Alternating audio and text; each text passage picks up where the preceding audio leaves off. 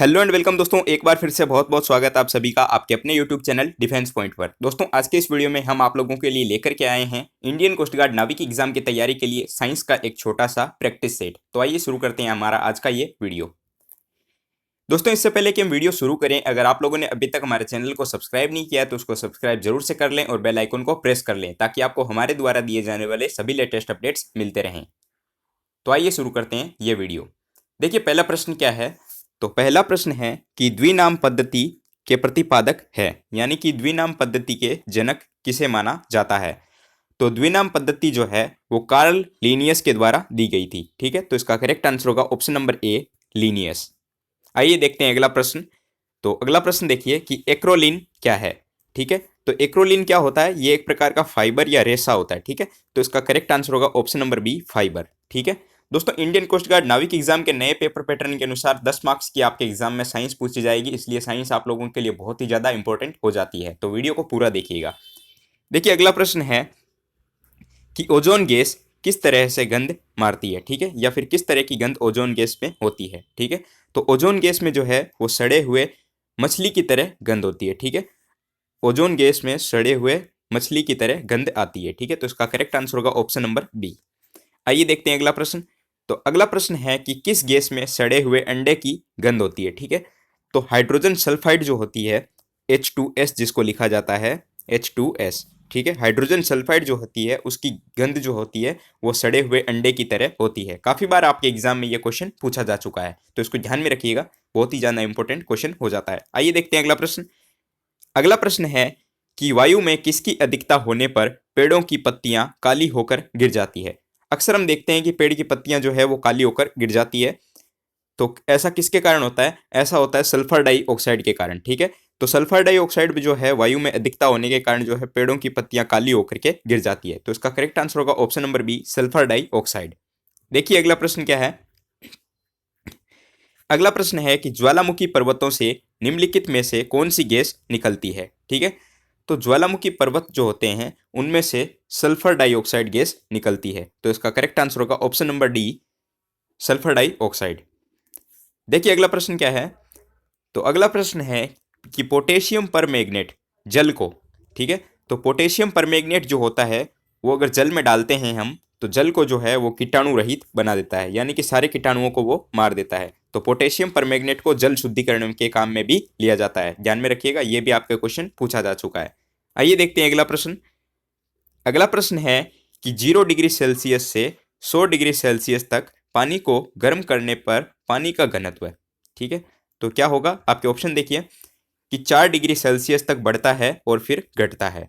Option number 2 है कि 4 degree Celsius घटता है और फिर बाद में बढ़ता है। ठीक है, ऑप्शन सी है तापमान के साथ बढ़ता है, और ऑप्शन डी इनमें से कोई नहीं। ठीक है, तो इसका करेक्ट आंसर जो होगा वो होगा 4 डिग्री सेल्सियस बढ़ता है और फिर बाद में घटने लगता है। ठीक है, तो इसका करेक्ट आंसर होगा option number A, 4 degree Celsius तक जो है वो बढ़ता है और फिर घट जाता है। तो इसका करेक्ट आंसर हो जाएगा ऑप्शन नंबर ए। देखिए अगला प्रश्न।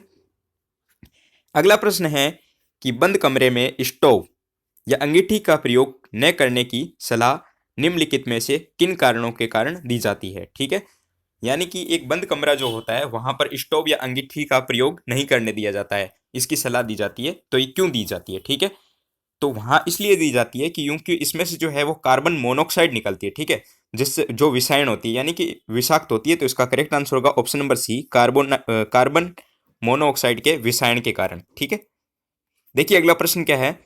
अगला प्रश्न है कि जब बैरोमीटर का पारा अचानक गिर जाए तो ये किस बात का संकेत या द्योतक होता है। ठीक है, तो बैरोमीटर एक प्रकार का उपकरण होता है और उसमें से जो अगर पारा गिर जाए अचानक से तो ये इस बात का संकेत होता है कि आंधी और तूफान आने वाले हैं। ठीक है, तो इसका करेक्ट आंसर हो जाएगा ऑप्शन नंबर डी, आंधी और तूफान। ठीक है, कि बैरोमीटर का पारा जब अचानक गिर जाता है तो वो सूचक करता है कि आंधी और तूफान आने वाले हैं। ठीक है, तो इसका करेक्ट आंसर हो जाएगा ऑप्शन नंबर डी।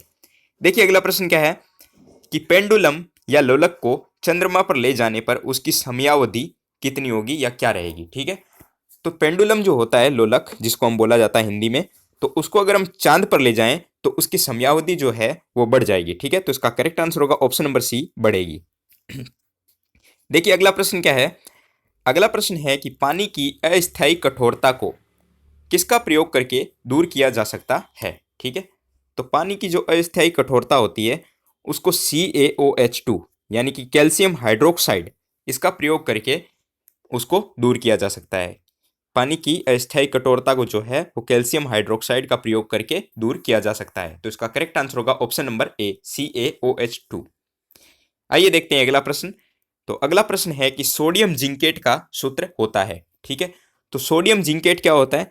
Na2ZnO2, जिसको जो है Na2ZnO2 इसको सोडियम जिंकेट बोला जाता है। तो इसका करेक्ट आंसर होगा option number B, sodium zincate. अगला प्रश्न देखिए कि लोहे का शुद्धतम रूप कौन सा होता है। ठीक है, तो पिटवा लोहा जो होता है उस लोहे का शुद्धतम रूप होता है। वर्स्ट आयरन जो है वो लोहे का शुद्धतम रूप होता है, इसको हिंदी में पिटवा लोहा बोला जाता है। अगला प्रश्न देखिए कि निम्नलिखित में से सबसे भारी धातु कौन सी है। ठीक है, तो एल्यूमिनियम जो है वो सबसे भारी धातु होती है। ठीक है, तो इसका करेक्ट आंसर, सॉरी, यूरेनियम जो है वो सबसे भारी धातु होती है। इसका मैंने गलत बोल दिया आपको, यूरेनियम जो है वो सबसे भारी धातु होती है। तो इसका करेक्ट आंसर होगा ऑप्शन नंबर डी, यूरेनियम, जो कि सबसे भारी धातु है इनमें से। अगला प्रश्न देखिए कि धातु के ऑक्साइड प्राय होते हैं। ठीक है, तो धातु के जो ऑक्साइड होते हैं ना वो हमेशा ही प्राय कर लगभग क्षारीय होते हैं। ठीक है, तो इसका करेक्ट आंसर होगा ऑप्शन नंबर बी, क्षारीय। देखिए अगला प्रश्न है कि अधातु के ऑक्साइड प्राय होते हैं। ठीक है, तो धातु के ऑक्साइड तो क्षारीय होते हैं, ठीक उसी प्रकार अधातु जो होती है उसके ऑक्साइड अम्लीय होते हैं। तो इसका करेक्ट आंसर हो जाएगा ऑप्शन नंबर ए, अम्लीय। ये एक दूसरे के ऑपोजिट होते हैं। धातु के ऑक्साइड जो है वो क्षारीय होते हैं और अधातु के ऑक्साइड जो होते हैं वो अम्लीय होते हैं। आई होप आपको समझ आ गया होगा। आइए देखते हैं अगला प्रश्न। तो अगला प्रश्न है कि सबसे जटिल कार्बनिक पदार्थ होता है। ठीक है, तो सबसे जटिल कार्बनिक पदार्थ जो है वो प्रोटीन होता है। ठीक है, तो इसका करेक्ट आंसर होगा ऑप्शन नंबर सी, प्रोटीन। अगला प्रश्न है कि सोडा वाटर क्या होता है। ठीक है, तो सोडा वाटर जो होता है वो गैस और द्रव का विलयन होता है। ठीक है, तो इसका करेक्ट आंसर होगा ऑप्शन नंबर ए, गैस द्रव विलयन, जो कि सोडा वाटर होता है। देखिए अगला और लास्ट प्रश्न है आज के इस प्रैक्टिस सेट का कि ऑक्सीकरण को किसके रूप में परिभाषित किया गया है। ठीक है, तो ऑक्सीकरण जो होता है उसको हम इलेक्ट्रॉनों की हानि के रूप में परिभाषित करते हैं, यानी कि इलेक्ट्रॉनों की हानि जब किसी अभिक्रिया में होती है तो उसको हम ऑक्सीकरण कहते हैं। ठीक है, तो इसका करेक्ट आंसर होगा ऑप्शन नंबर डी, इलेक्ट्रॉनों की हानि के रूप में जो है ऑक्सीकरण को हमने परिभाषित किया गया है। ठीक है, तो इसका करेक्ट आंसर हो जाएगा ऑप्शन नंबर डी। दोस्तों आई होप आपको सारे प्रश्न समझ आ गए होंगे, और अगर आप लोगों को इन प्रश्नों की पीडीएफ चाहिए तो नीचे आप लोगों को हमारे टेलीग्राम चैनल की लिंक दी गई है, उसको आप ज्वाइन कर सकते हैं और वहां से फ्री ऑफ कॉस्ट जो है हमारी ये पीडीएफ प्राप्त कर सकते हैं। दोस्तों सारे क्वेश्चन जो है आप लोगों के इंडियन कोस्ट गार्ड नाविक एग्जाम के लिए काफ़ी ज़्यादा इंपॉर्टेंट है, तो इनको एक बार फिर से देख लीजिएगा और रिकॉल कर लीजिएगा। आई होप आपको वीडियो पसंद आया होगा, तो वीडियो को लाइक कर दीजिएगा और चैनल को अभी तक सब्सक्राइब नहीं किया है तो उसको सब्सक्राइब जरूर से कर लीजिएगा। मिलते हैं अगले वीडियो में, तब तक के लिए जय हिंद।